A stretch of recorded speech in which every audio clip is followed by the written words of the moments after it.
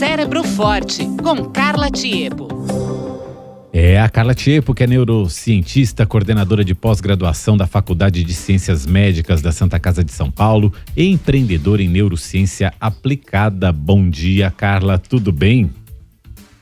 Bom dia, Mauro, bom dia, Ana, bom dia a todos os ouvintes, como estão? Tudo Vamos bem. cumprir a promessa da semana passada? Isso, porque na semana passada você falou sobre as questões dos hormônios ligados ao ciclo menstrual, né? No caso das mulheres, os efeitos que isso tem no cérebro, e hoje, conforme encomendamos, vamos falar dos efeitos hormonais na dinâmica funcional do cérebro masculino. Muito bom.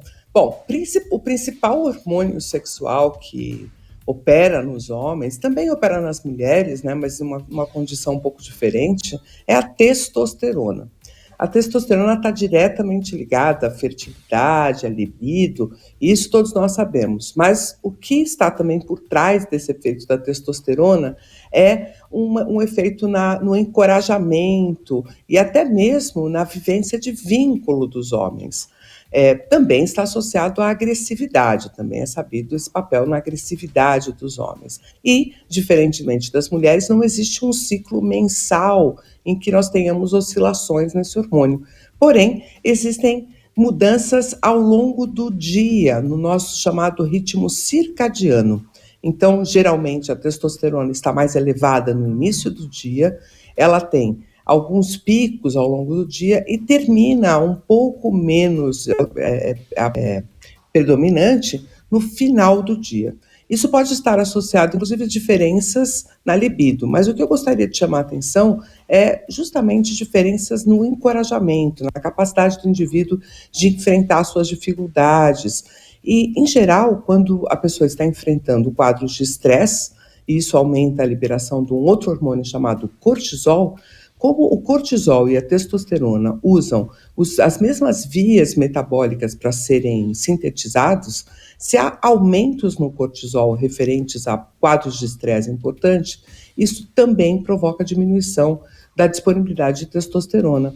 Então, condições estressantes, especialmente aqueles estresses crônicos, pessoas que estão enfrentando situações difíceis, problemáticas e que não estão encontrando solução, porque esse é o ponto do estresse, né? O ponto do estresse não é um problema todos nós temos, mas enfrentar situações ou problemas que a gente tem dificuldade em ter recursos para resolver é o que provoca essa situação de estresse crônico.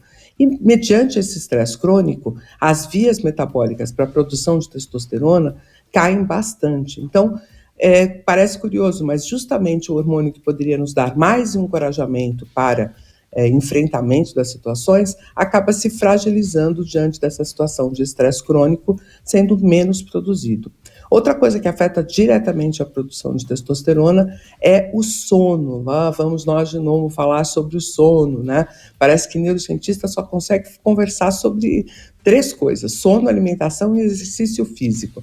Mas no caso da testosterona, os 3 fazem diferença, Mauro. Tanto sono, quanto exercício físico, quanto uma boa alimentação. Mas o sono, principalmente, tem efeito direto sobre a dinâmica da testosterona.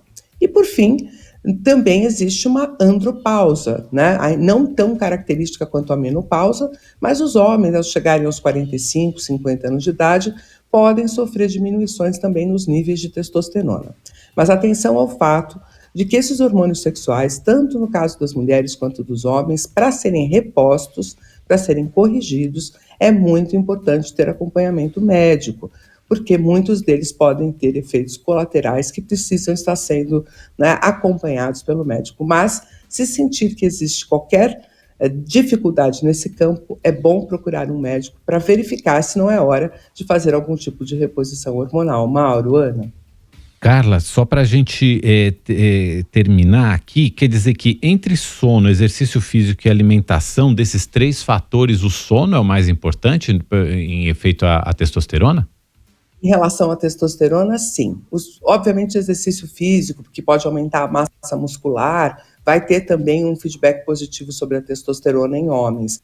Mas o sono é crucial para a produção de hormônios, especialmente os hormônios que dependem dessas cadeias que a gente chama de hormônios gordurosos, lipídicos, né? Eles têm um metabolismo muito apropriado que tem uma relação importante com esses períodos de sono.